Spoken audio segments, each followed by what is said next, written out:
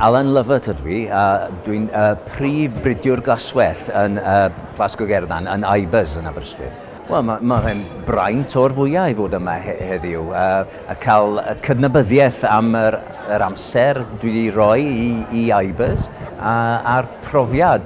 Hynny yw, mae nhw adnabyddiaeth o profiad yw yn hytrach na unrhyw beth yn arbennig, ond mae'n braint.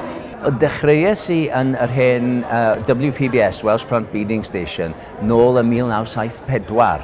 Felly fi wedi bod yng Nghlgerddon am 42 o flynyddau a'n gweithio dy glaswell trwy'r amser.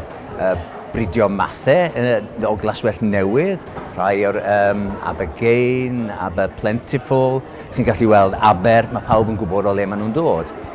Ond falle'r un pwysica yw Aberglyn, achos enw'r mab hynna yw Glyn, felly un math wedi cael ei enwi ar ei ole. Wel, mae Aberystwyth wedi bod yn bridio glaswelltir ers y 30au, ond ers tua 1990, da ni wedi bod yn bridio math arbennig, glaswelltir siwgr uchel, a mae rheina mwy effeithlon, mae mwy o cynnyrch o'r anifel o'r un maint o borfa. Felly maen nhw'n hollol newydd, a maen nhw'n cael eu marchnata trwy rhan fwyaf o gorllewin Ewrop, ond benna yn Mhrydain ac yn Iwerddon.